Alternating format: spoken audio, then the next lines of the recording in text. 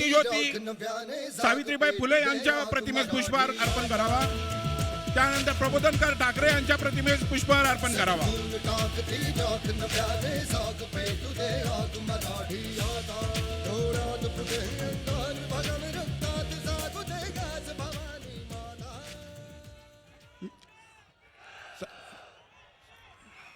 मी या विभागाचे विभागाध्यक्ष चंद्रकांत गोगावले यांना विनंती करतो की त्यांनी राजसाहेबांचा सत्कार करावा। त्यांच्याबरोबर त्यांचे सहकारी प्रशांत मते, आशिष देवधर, जयराज लांडगे, हेमंत बत्ते, साईनाथ बाबर, सुहास निमन,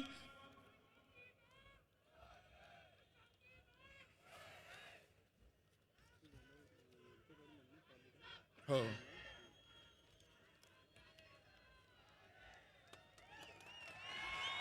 यानंतर खडकवासला ग्रामीणच्या वतीने महादेव मते, गणेश जोरी, राहुल पवार, दिगंबर चोरगे, भारत बोडके यांना विनंती करतो की त्यांनी राजसाहेबांचा सत्कार करावा।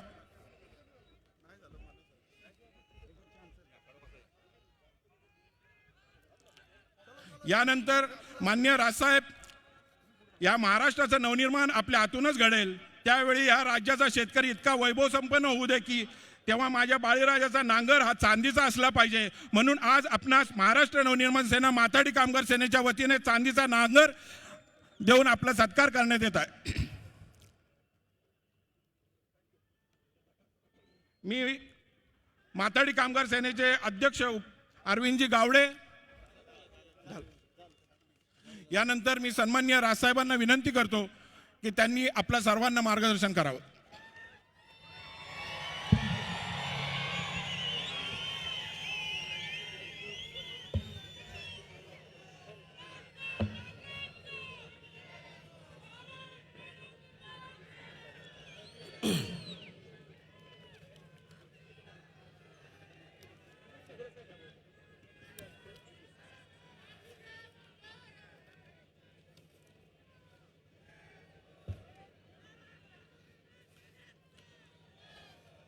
जमलेल्या माझ्या सर्व मराठी बांधवांनो, भगिनींनो आणि मातांनो,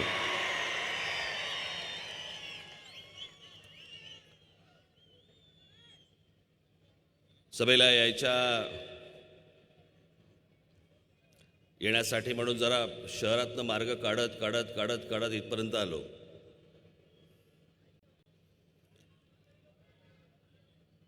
आज देशाच्या 17व्या लोकसभेचा निवडणूक आहे आणि महाराष्ट्रातल्या आणि देशातला आज दुसऱ्या टप्प्याचं मतदान आज पूर्ण झालं। 23 तारखेला तिसरा टप्पा, 29 तारखेला चौथा टप्पा। तेव्हा महाराष्ट्रातलं मतदान तेव्हा पूर्ण होईल 29 तारखेला।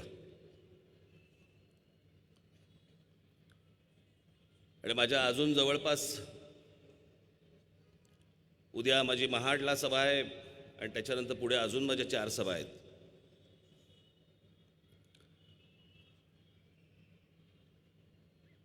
निवडणुकीला महाराष्ट्र नवनिर्माण सेना पक्ष निवडणूक लढवत नाहीये, उमेदवारही उभे करत नाहीये,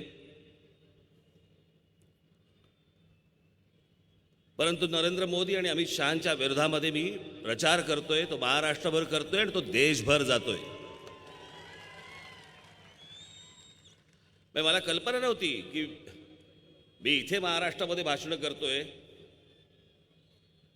आणि माझ्या भाषणाच्या क्लिप्स या देशभर फिरतायत।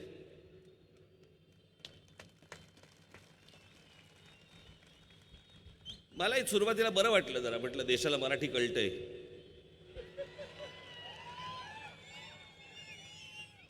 मला समजून घेता येत ते, पण ज्या मी नरेंद्र मोदींच्या इथे भाषणाच्या किंवा इतर गोष्टींच्या क्लिप्स दाखवतोय त्या हिंदीत आहेत, ते त्यांना कळतंय बरोबर। मला तर आता माझ्या मागे लागलेत लोक की एक 4 सभा तुम्ही उत्तर भारतामध्ये द्या, हिंदीमध्ये बोला।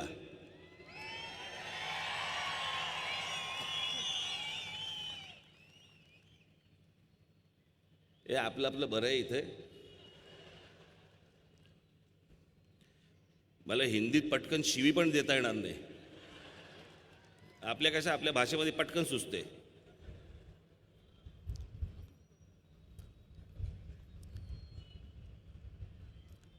आज मी खडकवासल्यामध्ये आलोय.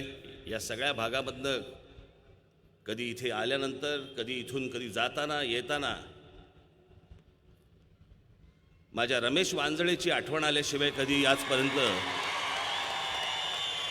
मी तुमच्या नुसत्या टाळ्यांसाठी आणि घोषणांसाठी बोललो नाही. मी खरंच सांगतो, दरवेळेला आम्ही इथून ज्यावेळेला कधी जातो येतो वगैरे गाडीमध्ये आमची नेहमी चर्चा होती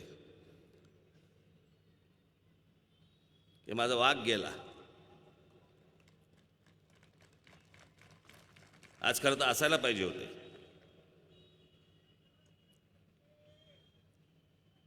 तसं काय तुमचे मतदारसंघ काय असतात मला माहित नाही, पण तसं पडलं तर म्हटलं पुण्यातच येतो ते.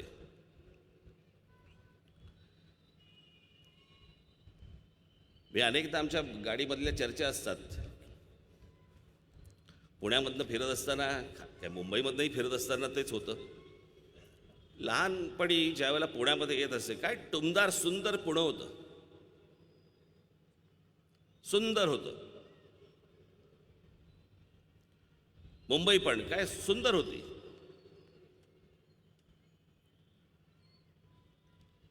आणि मग प्रगतीच्या नावाखाली जी काही शहरं सगळी आपली वाढत जातात, अर्थात हे काय देशभर सगळीकडे होतं नाही, अशातला काही भाग नाही, जगभर होतं. जगातली प्रत्येक शहरं ही सुरुवातीला छोटी असतात, नंतर मोठी होत जातात. पण देश विदेशामध्ये फिरत असताना एक गोष्ट लक्षात येते की त्यांची शहरं ज्या वेळेला प्रगती करतात त्यावेळेला ती प्रगती केल्यानंतर देखील टुमदार राहतात. आमच्या शहरांसारखी बकाल होत नाहीत.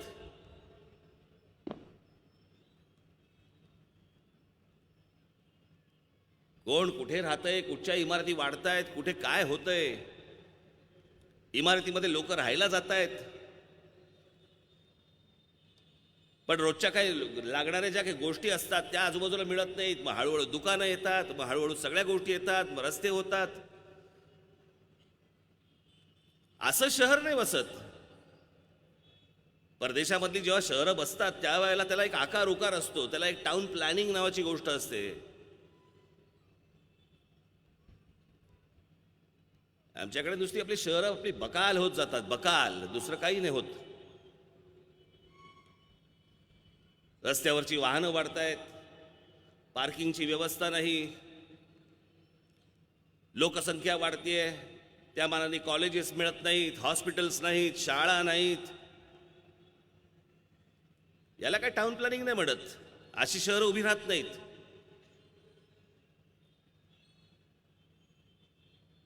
आणि म्हणून या शहरांना आकार देण्यासाठी म्हणून घटनेमध्ये काही गोष्टी निवडल्या जातात, म्हणून लोकप्रतिनिधी निवडले जातात.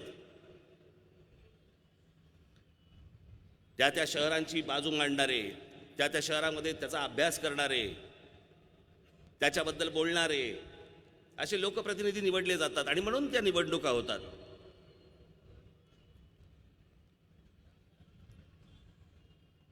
आज या देशाची 17वी लोकसभेची निवडणूक आहे आणि आमच्यासमोर दिसतंय काय, तर शहरं आमची बकाल होत आहेत, आमचं राज्य बकाल होतंय.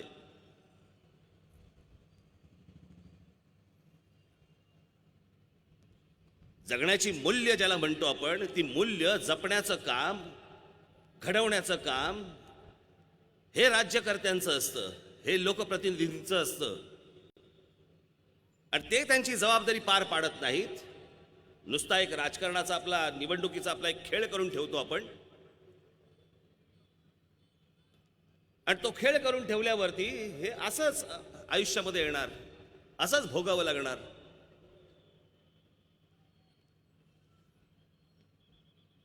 सकाळी स्कूटरवरनं बाहेर पडलेली 2 मुलं काय खड्डा काय मध्ये येतो आणि त्याच्यामध्ये अपघातात जातात काय. काही मागचा पुढचा काही विचार नाही. हे चांगले रस्ते देणं, चांगल्या गोष्टी देणं, हे सगळं लोकप्रतिनिधींचं काम असतं, हे राज्यकर्त्यांचं काम असतं. आणि त्याच्यासाठी म्हणून राज्यकर्ते निवडले जातात.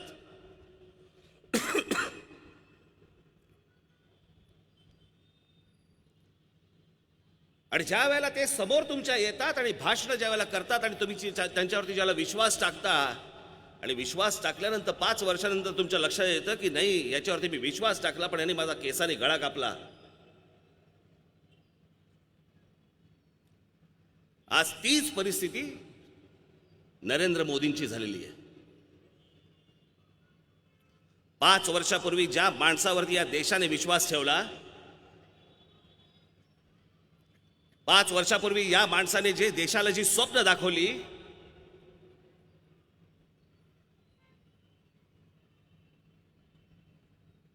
निवडणुका व्हायच्या अगोदर ज्या माणसाने काय काय गोष्टी सांगितल्या, या तरुणांना सांगितल्या, देशातल्या तरुणींना सांगितल्या, देशातल्या शेतकऱ्यांना सांगितल्या, देशातल्या कामगारांना सांगितल्या, माझ्या माता भगिनींना सांगितल्या, मी आल्यावरती हे करीन, मी आल्यावरती ते करीन. आणि आज 5 वर्षानंतर ज्या वेळेला परत निवडणुका होत आहेत, हा माणूस त्या स्वप्नांवरती एक चकार शब्द काढायला तयार नाही होत.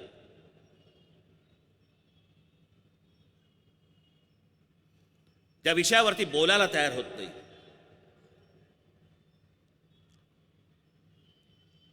निवडणुकीचा प्रचार भलतीकडेच घेऊन जायचा आहे.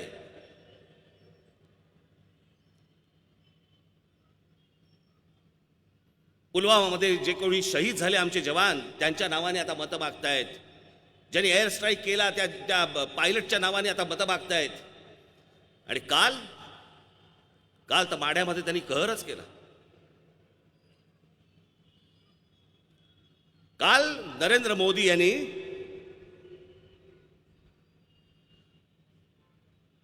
निवडणुका खेळण्यासाठी म्हणून, राजकीय गोष्ट खेळण्यासाठी म्हणून शेवटी स्वतःची जात, आता ते जातीवर बोलायला लागले स्वतःच्या, की मी या जातीचा आहे म्हणून माझ्यावरती हे सगळे अन्याय करतायत, मी या जातीचा, मी खालच्या जातीचा आहे म्हणून माझ्यावरती हे सगळे आरोप करतायत. तुमच्यावरती काय खालच्या जातीचे आहेत म्हणून आरोप करतोय आम्ही?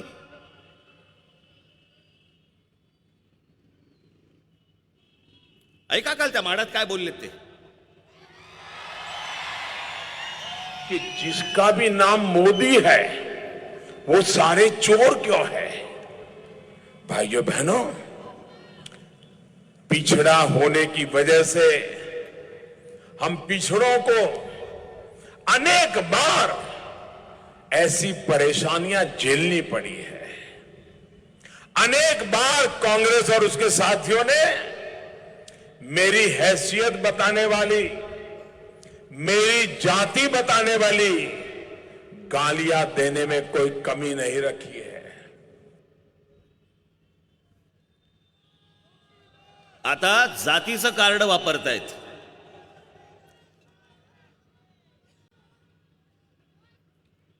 मग माझं नरेंद्र मोदींना माझा प्रश्न आहे की गेल्या 5 वर्षामध्ये या देशामध्ये ज्या दलित बांधवांवरती जे अन्याय झाला, अत्याचार झाला, त्यावेळेला तुम्ही का नाही बोललात?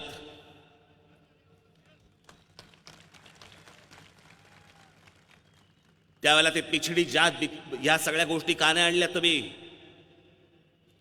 याच नरेंद्र मोदींच्या, मी तुम्हाला गंमत बघा, या नरेंद्र मोदींच्या गुजरातमध्ये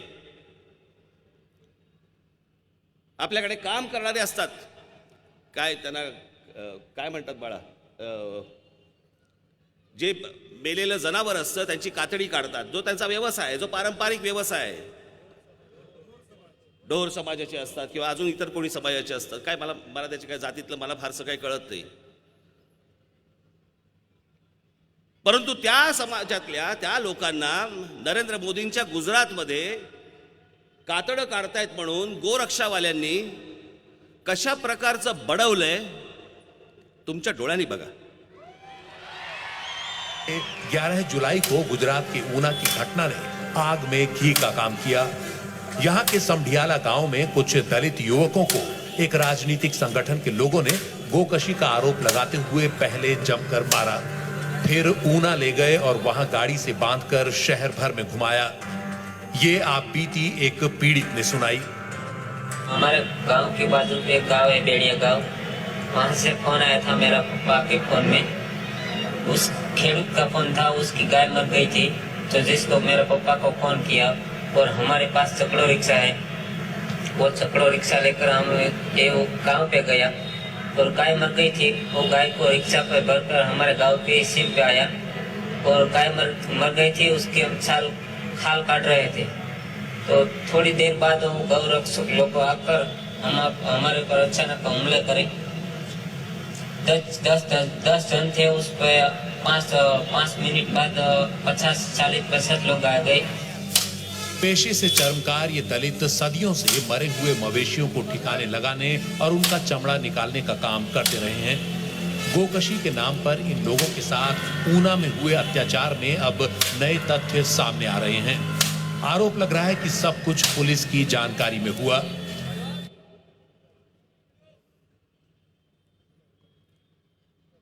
त्यांनी गाय मारली नव्हती, ते जनावर मारत नाहीत, पण ते जनावर मेल्यानंतर त्याचं करायचं काय? त्यावेळेला या लोकांना जेव्हा बोलवतात आणि त्याच्या जेव्हा चामडी काढायला लावतात, त्यांना धरून गोरक्षावाल्यांनी गाय मारली म्हणून बडवले।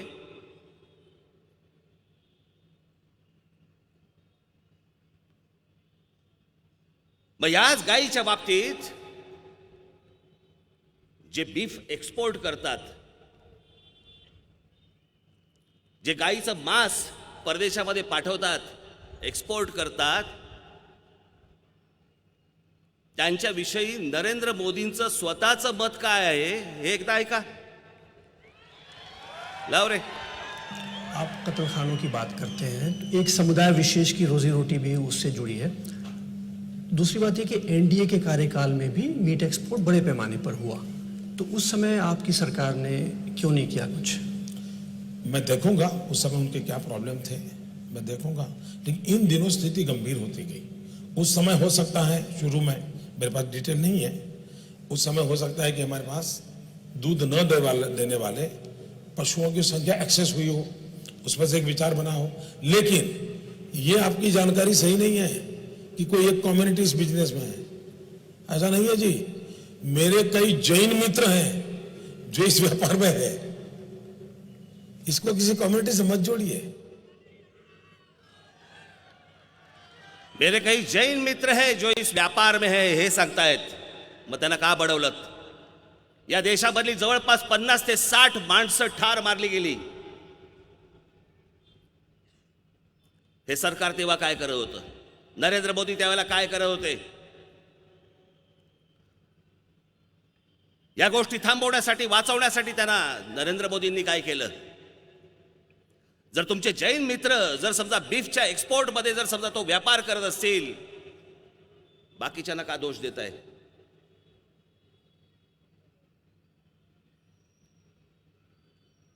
यांच्याकडे कोणत्याही प्रश्नांची उत्तरं नाहीयेत। राज ठाकरे जे बोलतोय ना, तो या देशाला पडलेले जे प्रश्न आहेत ना, मी फक्त त्यांना प्रश्न विचारतोय।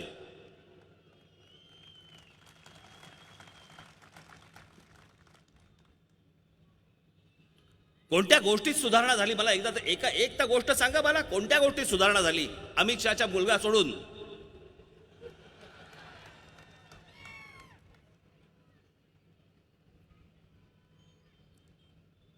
या देशातले बलात्कार थांबले?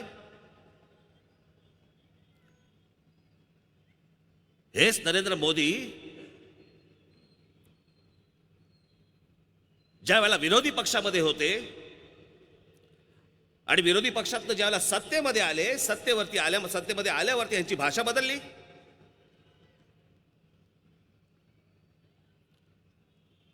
सत्तेत आल्यानंतर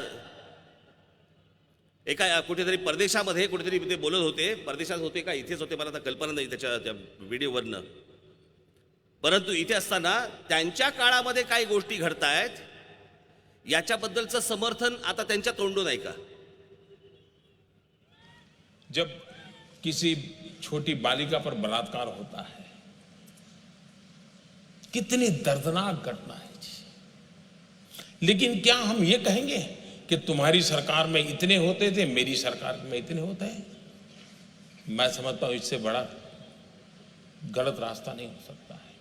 बलात्कार बलात्कार होता है। एक बेटी के साथ ये अत्याचार कैसे सहन कर सकते हैं? आता विरोधी पक्षामध्ये असताना हेच नरेंद्र मोदी काय बोलत होते?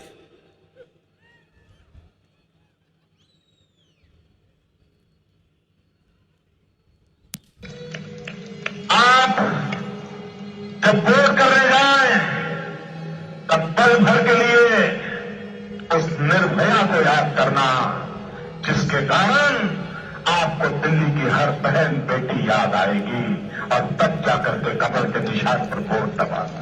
आप जब वोट करने जाए तब उस गुड़िया को याद करना, आपको छोटी छोटी बच्चियां नजर आएगी, छोटे छोटे बच्चे नजर आएंगे।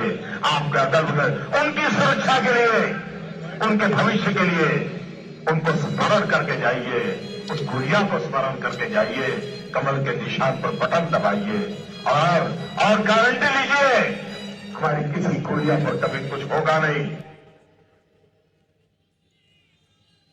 पुढे लाव.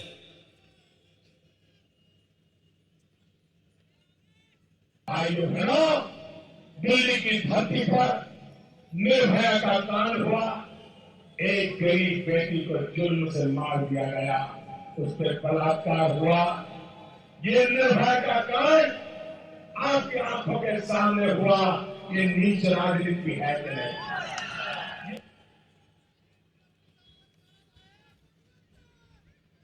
यांच्या काळामध्ये जेव्हा बलात्कार झाले तेव्हा म्हणतात की बलात्काराचं राजकारण करू नका,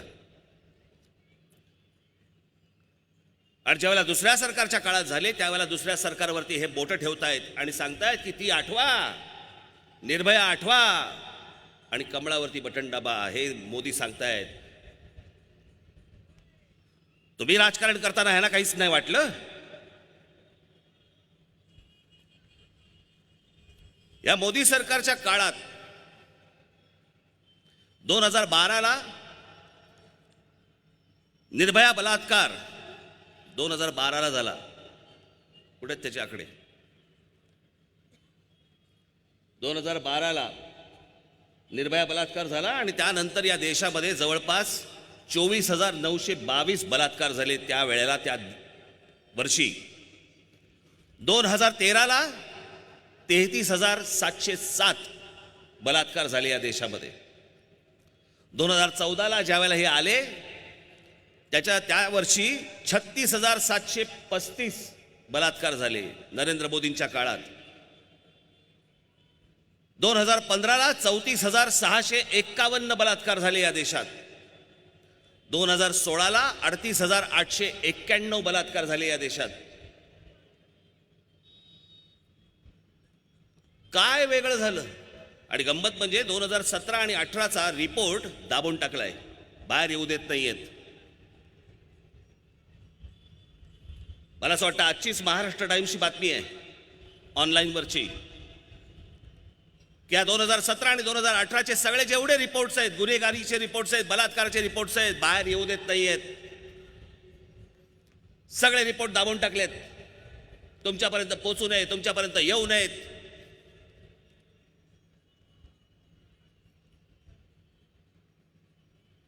अहो नरेंद्र मोदी, तुम्ही येऊन काहीतरी वेगळं घडवणार होतात ना. जर तेच घडवायचं होतं मग अगोदरचे काय वाईट होते?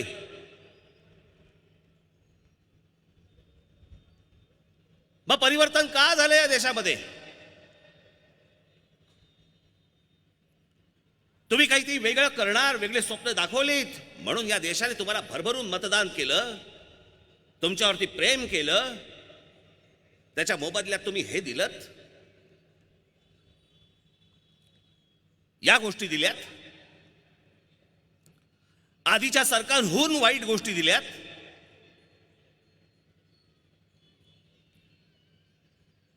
कोणी स्वप्नात देखील विचार केला नसेल असल्या गोष्टी तुम्ही आणल्यात. हा देश पाण्यासाठी तडफडतोय, हा देश नोकऱ्यांसाठी तडफडतोय. या देशात उद्योग यावेत, लोकांच्या मुलांच्या मुलींच्या हाताला कामं मिळावीत याच्यासाठी म्हणून तडफडतोय. आणि आमचे मोदी खर्च कशावरती करतायत? तर गुजरातमध्ये वल्लभभाई पटेलांच्या पुतळ्यावरती 3-3, 4-4 हजार कोटी रुपये खर्च करतायत. या देशाला पुतळ्यांची गरज आहे का? इथे जिवंत माणसं जगवण्यासाठी पैसे मिळत नाहीयेत आणि हे पुतळ्यांवरती 3-3, 4-4 हजार कोटी रुपये खर्च करतायत.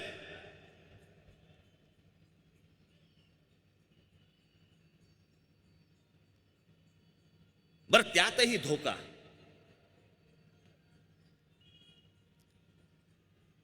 जे शत्रू राष्ट्र म्हणून आमच्या समोर उभं केलं, तुम्हाला आठवत असेल, तेव्हा सर्व वर्तमानपत्रांमध्ये आणि चॅनल्समध्ये फक्त तेवढेच बातमी सुरू होती, डोकलाम डोकलाम डोकलाम. डोकलाम मध्ये चीनचं सैन्य घुसलेलं आहे, सैनिक तिकडे घुसलेले आहेत, आपली लोक तिकडे गेलेली आहेत, एअरफोर्स तयार झालेलं आहे, आपली लोक आता युद्धाच्या तयारीत आहेत, तिकडनं सगळी माणसं चायनामधनं येत आहेत, त्यांची शस्त्र घेऊन त्यांचे सैनिक येत आहेत, आता कोणत्याही क्षणी युद्ध घडेल, असं जे वातावरण ज्या प्रकारे उभं केलं गेलं. पहिली गोष्ट म्हणजे डोकलाम हे भूतानमध्ये येतं. अर्थात भूतानची जबाबदारी आपल्यावरती असल्यामुळे तर ठीक आहे, आपण ते गोष्ट करणं स्वाभाविक आहे. मग जर समजा चीन हा आपला, आणि मग त्यावेळेला एक वातावरण उभं केलं गेलं की चीनी कपडे घेऊ नका, चीनी काय वस्तू मिळत असतील त्याच्यावरती बहिष्कार टाका. रात्री 2 लावून ह्यांना चायनीज लागतं.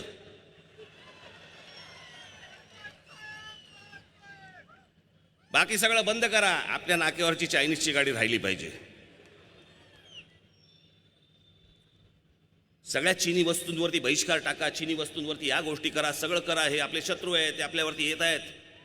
वल्लभभाई पटेलांचा पुतळा कुठून बनवून आणलात? वल्लभभाई पटेलांचा पुतळा त्याच्या अगोदरच जर समजा तुम्ही चायनामध्ये बनवायला दिलेला होतात, नाटका कशाला करताय? तुमचे संबंध तुम्ही सगळे बरोबर व्यवस्थित ठेवणार, तुमच्या मतांसाठी म्हणून या सगळ्या गोष्टी उभ्या करणार. निवडणुकीच्या तोंडावरती असल्या कोणतरी गोष्टी उभ्या करायच्या, निवडणूक झाली की तो विषय संपला.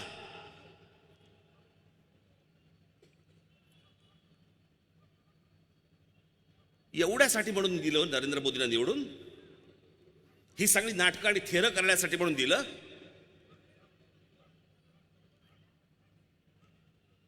एके रात्री काय झटका काय आला आणि नोटा काय बंद करून टाकल्या.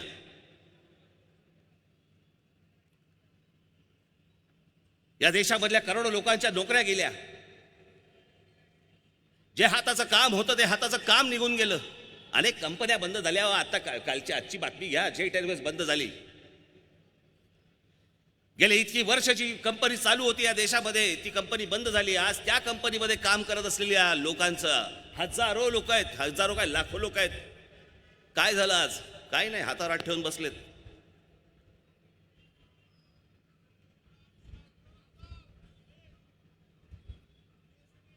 अनेक कंपन्या बंद झाल्या, तुमच्यापर्यंत बातम्या येऊ दिल्या नाहीत. गेल्या 3.5-4 वर्षामध्ये ही सगळी वर्तमानपत्र बंद करून टाकली, पत्रकार बंद करून टाकले, सगळी चॅनल्स बंद करून टाकली. तुमच्यापर्यंत बातम्या पोचवायच्याच नाहीत. किती लोकांच्या नोकऱ्या गेल्या, किती लोकांचं काय झालं, येऊच द्यायच्या नाहीत बातम्या. नोटबंदी जे केली, ती नोटबंदी फसली, सर्वार्थाने फसली. भारताच्या इतिहासामध्ये अशा गोष्टी कधी घडल्या नाहीत. मी त्याशी म्हटलं ना की सुप्रीम कोर्टाचे 4 जज रस्त्यावरती येतात आणि पत्रकार परिषद घेतात. आजपर्यंत कधी बघितलं होतं का हो?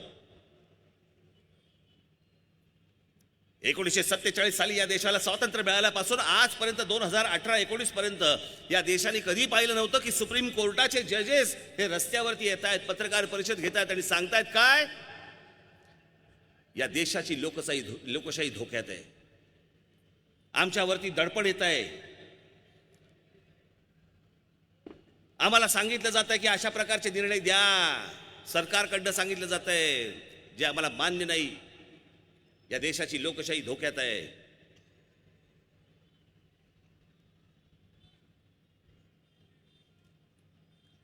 RBI, reserve bank of India, आज ते सांगतायत त्याचे 2 गव्हर्नर काय साधी पोस्ट आहे का हो? जे पैसे तुमच्या खिशामध्ये असतात ना, त्या खिशावरती असलेल्या पैशावरची जी सही आहे ना, ती त्या आरबीआय गव्हर्नरची असते. तो गव्हर्नर जो विश्वासातला, त्याचे 2 गव्हर्नरनी राजीनामे दिले की हे सरकारचं जे काही आमच्यावरती दडपण येत आहे, आम्ही त्यांची कामं करू शकत नाही. 2 गव्हर्नरने राजीनामे दिले, असं भारताच्या इतिहासात आजपर्यंत कधी झालं नाही. हे मोदींच्या काळात होते. असे कोणत्या गोष्टी तुम्ही मागितल्या होत्यात? हे आता जे शेवटचे उर्जित पटेल ज्यांनी राजीनामा दिला, त्या उर्जित पटेलांना त्यांनी सांगितलं होतं आम्हाला रिझर्व्ह मधले, म्हणजे कुठचे तुमचे पैसे रिझर्व्ह मधले, की उद्या जर समजा या देशातल्या बँका जर समजा अडचणीत आल्या तर त्यांच्यासाठी म्हणून ठेवलेल्या काही असतात पैसे, हे रिझर्व्ह मधले पैसे, त्यातले 3 लाख कोटी रुपये आम्हाला पाहिजेत म्हणून सांगितलं मोदींनी. उर्जित पटेलने सांगितलं आम्ही देऊ शकत नाही, करू शकत नाही. तो माणूस बिचारा राजीनामा देऊन मोकळा झाला, वेगळा झाला. आणि मग परत स्वतःच्या कोणतरी मर्जीतला एक माणूस तिकडे आणून बसवल्यानंतर त्याच्याकडनं आत्ता 28-27 हजार कोटी का 28,000 कोटी रुपये रिझर्व्ह बँकेतनं बाहेर काढले. कशासाठी काढलेत? कोणाला द्यायला काढलेत? जर सरकारकडे पैसे नाही आहेत, नोटबंदीमुळे तुमचा जर समजा रेव्हेन्यू संपलाय, तुमच्या जीएसटीमुळे रेव्हेन्यू गेलाय, देशाकडे पैसे येत नाही आहेत, तुमच्याकडे जर पैसेच नाही आहेत, तुम्हाला जर रिझर्व्ह बँकेमधनं जर पैसे काढावे लागत असतील, मोदी तुम्ही युद्ध कोणाच्या जीवावरती करणार होतात? कुठे होते तुमच्याकडे पैसे? मग या देशाला मूर्ख का बनवलं?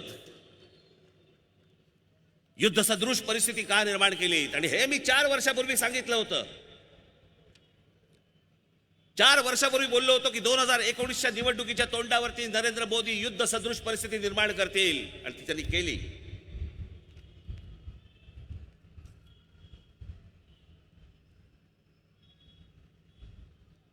काय काय गोष्टी सांगितल्या या माणसाने. कशाला काही संबंध नाही. तुमच्या गेल्या मागच्या निवडणुकीच्या जाहीरनाम्यात गोष्ट नाही. सत्तेत आल्यानंतर वाटतंय ना काय बुलेट ट्रेन आणू म्हणे. विचार बघा. आणू ते आणू. कुठे आणू? मुंबई अहमदाबाद. काय करायचं जाऊन अहमदाबादला? सकाळी निघालो, भास्कन पोचलो, ढोकळा खाल्ला, आलो. करायचं काय पुढे?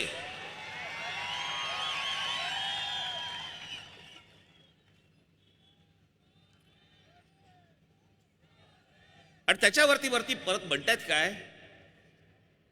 मला आज एक संदर्भ पुण्याचा सापडला म्हणून मी तुम्हाला दाखवायला आणला. जरा बघा, नंतर मी तुम्हाला एक्सप्लेन करतो. ये मुंबई की संकटों से मुंबई को अगर बाहर लाना है ना, तो पुणे जाने से नहीं आएगा. ये समझ के चले लो, क्योंकि मुंबई का टेम्परामेंट बिजनेस से जुड़ा है. बिजनेस गुजरात के ब्लड से जुड़ा हुआ है. वो नेचुरली वहां जाता है. और पढ़ना होगा तो पुणे जाएगा वो. सरस्वती पूजा उस तरफ है, लक्ष्मी की पूजा इस तरफ है.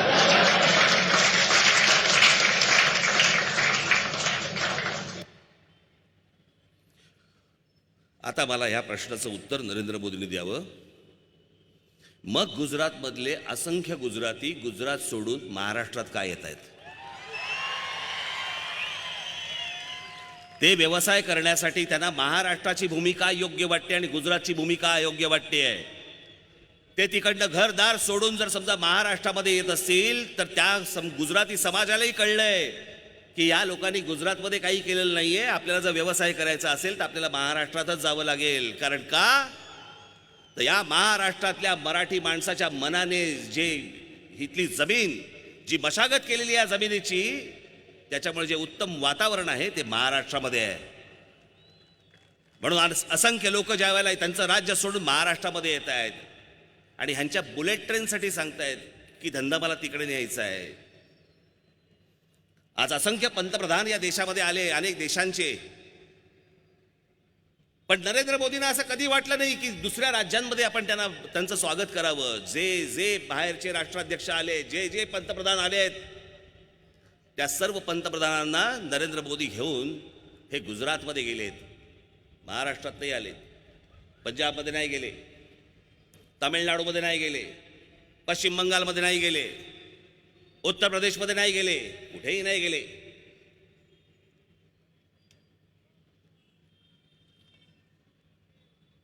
काय कमवलत काय तुम्ही? काय मिळवलत काय तुम्ही? गेले 5 वर्ष हा माणूस भूर भूर भूर भूर फिरतोय देश जगभर. किती पैसे आले, कोणी किती पैसे दिले, जाताय आणि तिकडे सगळ्यांना मिठ्या मारताय. पण त्या मिठीतनं आलं काय, या देशाला मिळालं काय? आज देशातल्या सगळ्या संस्था सांगतायत, वित्तीय संस्था सांगतायत की हा देश डबघाईला आलाय, हा अजून खाली जाणार. या नरेंद्र मोदींनी जे निर्णय घेऊन ठेवलेत याच्यामुळे देश रसातळाला जाणार.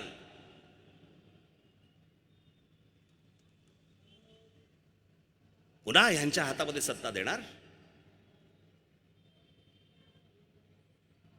आणि आज जो माणूस जेवढ्या योजना म्हणून सांगितल्या आम्हाला, मेक इन इंडिया ज्याच्यात तरुण उभे राहतील, स्टार्टअप इंडिया ज्याच्यात तरुण तरुणी उभे राहतील, काय झालं त्या योजनांचं? अहो नरेंद्र मोदी त्याच्याबद्दल का नाही बोलतात तुम्ही? का नाही या देशाला सांगतात काय झालं त्या योजनांचं? स्वच्छ भारतच्या नावाखाली टॅक्स गोळा करताय.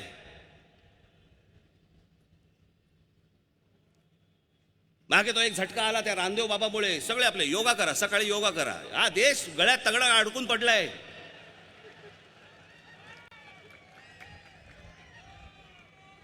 चला तगडी काढायची कशी कळत नाही अजून.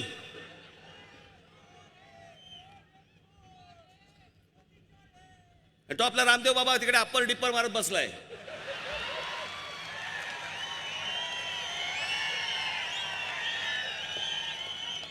आता कुठेच दिसत नाही.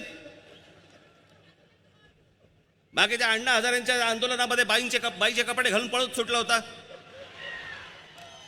योगा बिगा चांगला करतो माणूस, योगा पुरता ठीक आहे.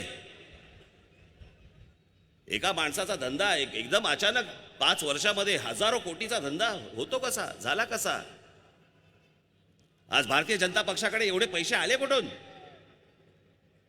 निवडणुकीच्या तोंडावरती हे हजारो कोटी रुपये जे वाटतंय आज भारतीय जनता पक्ष, आले कुठून पैसे तुमच्याकडे? गुजरातची निवडणूक झाली, कर्नाटकची निवडणूक झाली, मध्य प्रदेश झाला, राजस्थान झाला, इतर अनेक राज्यांमधल्या निवडणुका झाल्या, आले कुठून पैसे?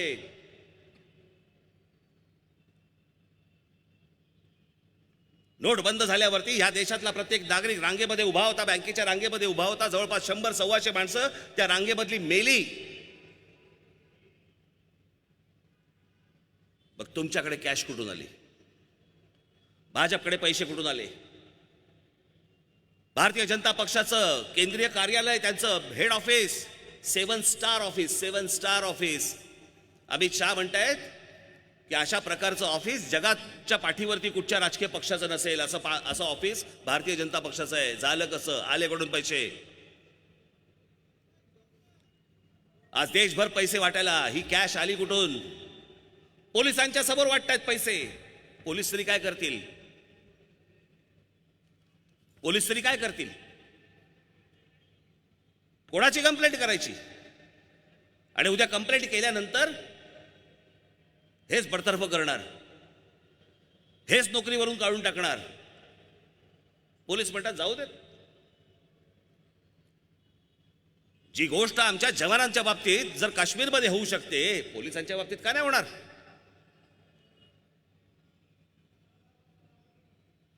मी काल साताऱ्यामध्ये सांगितलं, मी या काश्मीरमध्ये एक घटना अशी घडली की तिथे ज्या रस्त्यावरती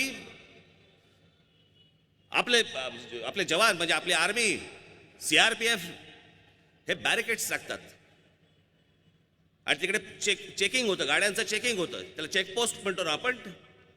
असे 3 बॅरिकेड्स होते.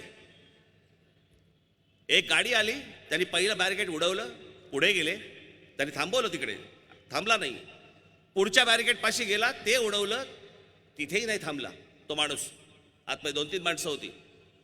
तिसऱ्या बॅरिकेडच्या इकडे त्या जवानांनी आमच्या थांबवलं, तो थांबला नाही. तिसरं बॅरिकेड उडवलं, उडवल्यावरती आमच्या जवानांनी फायरिंग केलं, त्याच्यामध्ये ती माणसं मेली. आमच्या जवानांनी काय करायला पाहिजे होतं? जे केलं ते योग्यच केलं.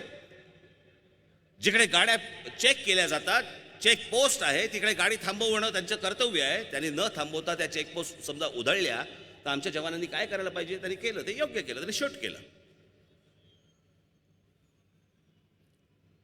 त्यांनी त्याचं कर्तव्य बजावल्यानंतर नरेंद्र मोदी सरकारने काय केलं, नरेंद्र मोदींनी काय केलं, त्यांच्यावरती केसेस टाकल्या, त्यांना बडतर्फ केलं. ते जे चेकपोस्ट होते ते काढून टाकले. त्यावेळेला त्या महबूबा मुफ्ती बरोबर यांची युती होती आणि त्या आमच्या जवानांवरती केसेस टाकल्या, केसेस. आणि त्या केसेस टाकल्या हे आमचे पंतप्रधान अभिमानाने सांगतायत. ऐका, लावर ते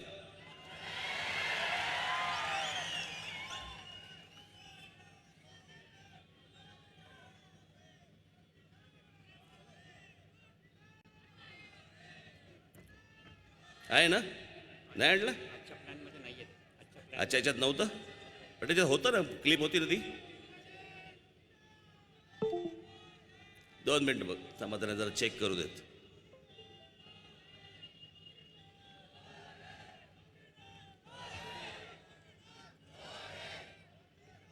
नाही नाहीये, बरं ठीक आहे.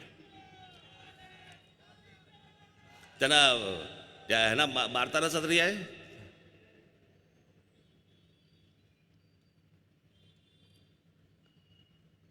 सैनिकांना मारतानाच आहे.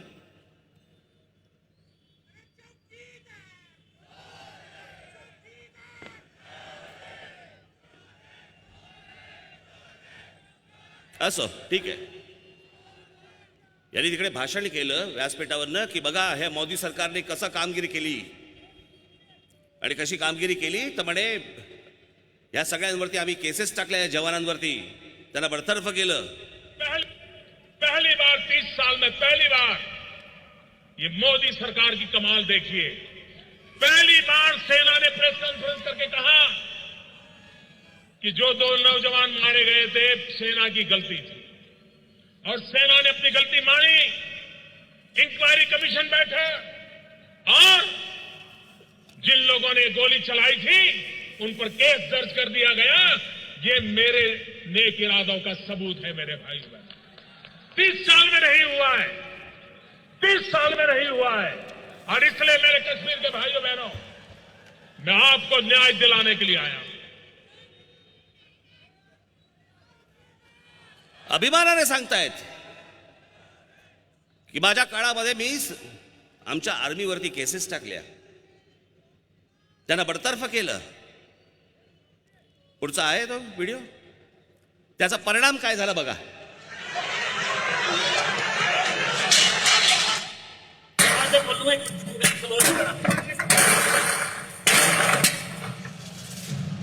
या आमच्या आर्मीच्या जीप्स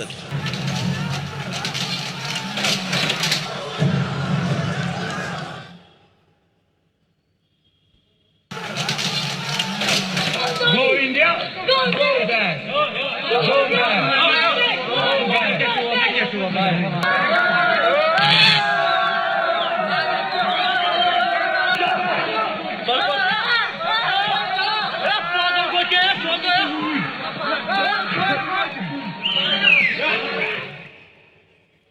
आमच्या जवानांना मारतायत.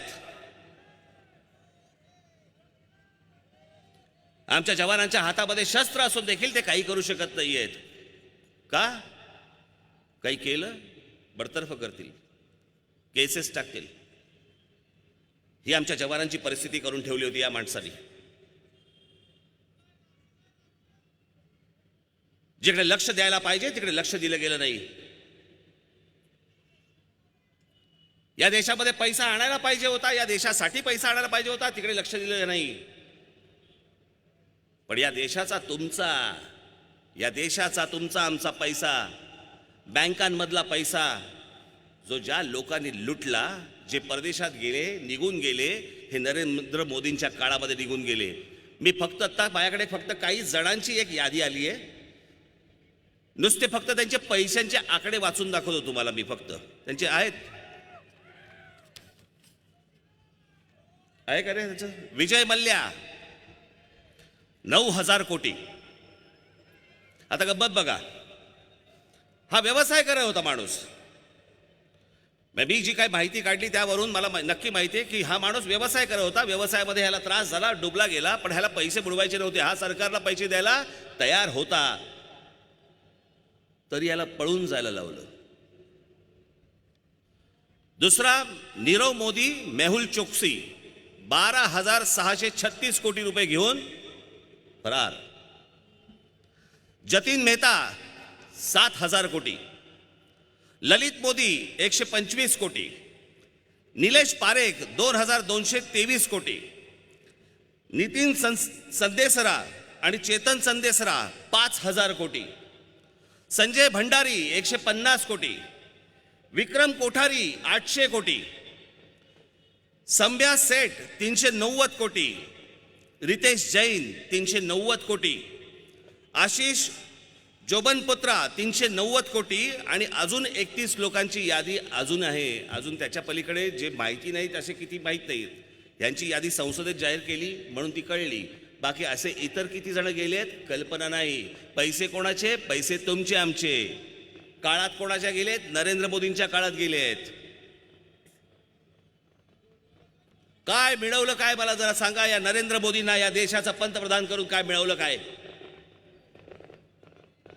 एकही योजना यशस्वी करता आली नाहीये. या देशामधल्या तरुणांच्या नोकऱ्या गेल्या. अहो, गेल्या जवळपास 3-3.5 वर्षामध्ये नोटबंदी झाल्यापासून या देशामधल्या 4.5 ते 5 कोटी मुलांच्या लोकांच्या नोकऱ्या गेल्या अधिकृतपणे. 4.5 ते 5 कोटी. अनधिकृत किती लोकांच्या हाताचं काम गेलं असेल कल्पना नाही. कुठच्या दुकानामध्ये 4 माणसं असतील तिकडे बाबा 2 माणसं कमी केली. कुठच्या बाबा गाडीवरती 4 माणसं असतील तिकडची 2 माणसं कमी केली. ह्याचा आकडा तर नाहीच आहे. आणि कोणत्याही योजनांवरती न बोलता आज हेच नरेंद्र मोदी तुमच्या समोर येत आहेत आणि काय सांगतायत? मला पुलवामामध्ये झालेल्या हल्ल्यातल्या शहीदांच्या नावाने मतदान करा. ज्यांनी एअर स्ट्राईक केला त्या माझ्या पायलटांच्या नावाने तुम्ही मतदान करा. ते उभे आहेत का निवडणुकीला? ते आमचे जवान तर हकनाक गेले.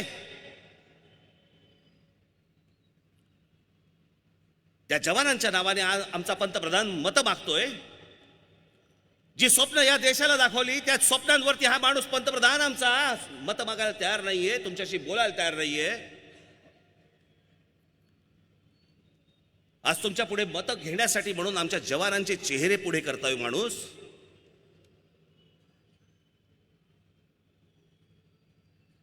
काय त्यांच्या भाषणामध्ये ते स्वतःहून काय बोलतात ऐका.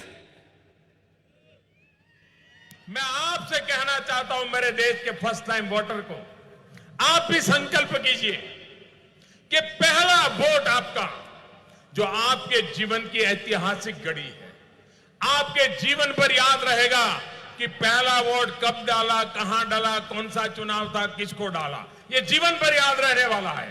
हर किसी को पहली घटना याद रहती है. मैं जरा कहना चाहता हूं मेरे फर्स्ट टाइम वोटरों को, क्या आपका पहला वोट पाकिस्तान के बालाकोट में एयर स्ट्राइक करने वाले वीर जवानों के नाम समर्पित हो सकता है क्या? मैं मेरे फर्स्ट टाइम वोटर से कहना चाहता हूं कि आपका पहला वोट पुलवामा में जो वीर शहीद हुए उन वीर शहीदों के नाम आपका वोट समर्पित हो सकता है क्या?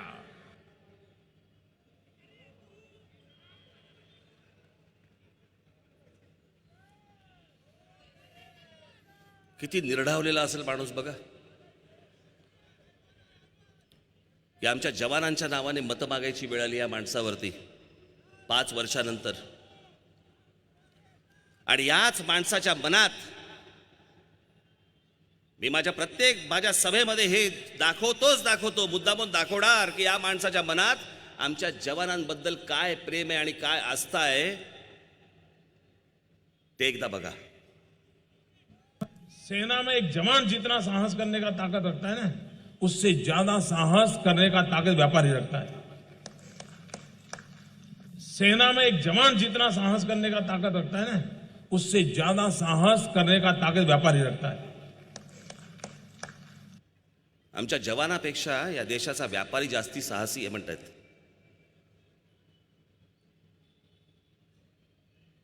तो जवान आमचा सरहद्दीवरती बंदुका घेऊन उभा असतो. कधी कुठची गोळी लागेल आणि कधी काय प्राण जाईल माहित नाही. ती लागणारी गोळी काय हिंदी चित्रपटातली नसते. हे आयुष्य काय वारंवार मिळत नसतं.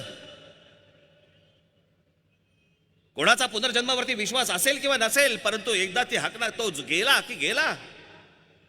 नंतर त्याच्या परिवाराकडे कोणी बघायला तयार होत नाही. आणि त्याच्या साहसापेक्षा या देशातला व्यापारी जास्ती साहसी आहे म्हणून हा माणूस सांगतोय. व्यापारी व्यापाराचं काम करत असतो, पण या माणसाच्या मनामध्ये आमच्या जवानांबद्दल काय किंमत आहे ती या एका वाक्यातनं कळते. त्याच्यावरती आत्ता 15 तारखेला, आत्ता 15 एप्रिलला हेच नरेंद्र मोदी एका टेलिव्हिजन इंटरव्ह्यूवरती बोलताना म्हणतायत की आत्महत्याग्रस्त शेतकऱ्यांचा जर समजा निवडणुकीला मुद्दा होऊ शकतो तर शहीद जवानांचा का नाही होऊ शकत. काय माणूस आहे, विचार करा.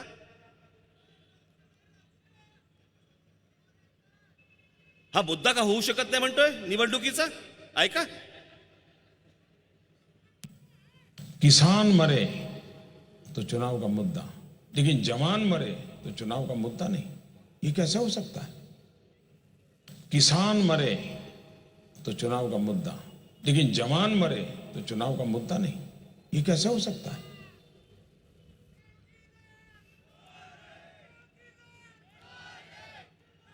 या माणसाला कोणाबद्दलही आस्था नाही, प्रेम नाही, काही नाही. मी माझ्या गुढीपाडव्याच्या सभेमध्ये म्हटलं होतं ना, मला कोणाच्या वैयक्तिक आयुष्यामध्ये कोणाच्या डोकावायची माझी इच्छाही नसते, गरजही नसते, मला काही आवश्यकताही नाही त्या गोष्टींची.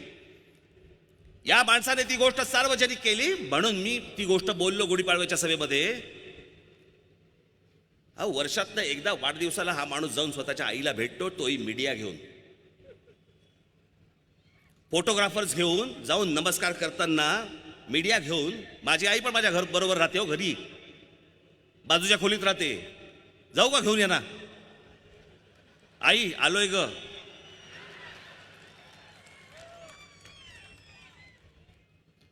आज पंतप्रधान आहेस तू माणूस, तुझ्याकडे सगळ्या सोयी आहेत, सगळ्या गोष्टी आहेत, बंगला आहे तुमचा स्वतःचा. जा ना आईना घेऊन त्या बंगल्यामध्ये. ती माता पण आशीर्वाद देईल की माझा मुलगा पंतप्रधान झाला, मला त्या पंतप्रधान पदाच्या माझ्या त्या घरामध्ये पण तो मला घेऊन गेला. वर्षातनं एकदा जाऊन भेटायचं आणि तरी मीडिया घेऊन. कशासाठी या गोष्टी सार्वजनिक करताय? या सगळ्या गोष्टीतनं ना एका माणसाची मानसिकता कळते. जवानांच्या प्रती काय आदर आहे बघा. तुमच्याबद्दल काय असणार हो? शहीद झालेल्या जवानांचा मुद्दा का नाही निवडणुकीचा होऊ शकत हे विचारणारा माणूस जिवंत असलेला तुम्हाला कोण विचारतोय? मी म्हणून हा जो प्रचार करतो यांच्या विरोधामध्ये ना, ही माणसं जर बाबानं परत निवडून आली ना, गुलाम बनवून टाकतील तुम्हाला, गुलाम. ही संपूर्ण निवडणूक ही ज्या वेळेला तुमचं मतदान असेल त्यावेळेला लक्षात ठेवा की हे नरेंद्र मोदी आणि हे अमित शाह ही दोन माणसं पुन्हा राजकीय क्षितिजावरती दिसता कामा नयेत.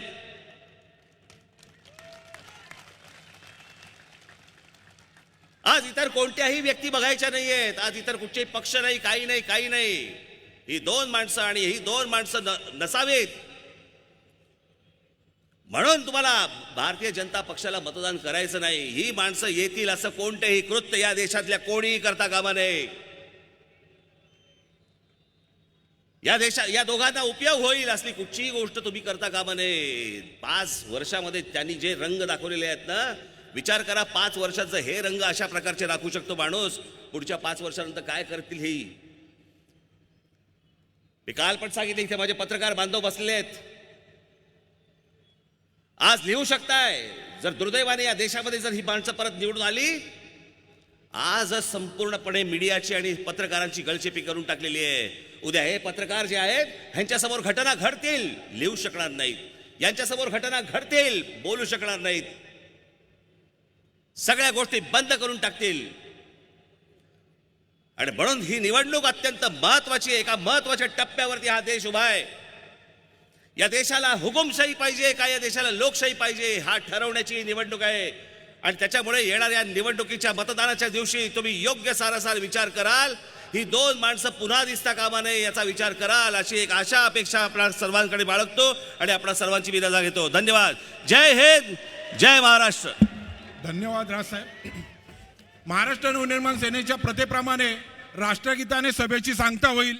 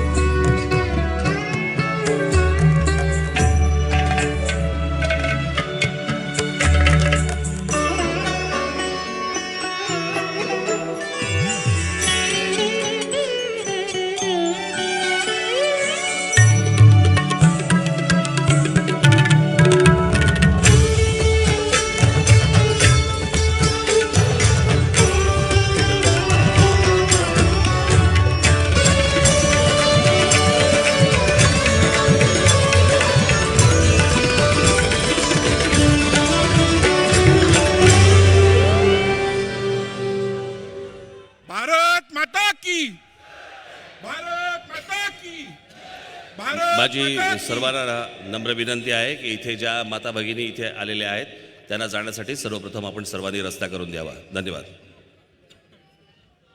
सर्वांना विनंती आहे महिला भगिनींना आपलं प्राधान्य द्या, त्यांना जाऊ द्या आणि मग आपण जाऊया.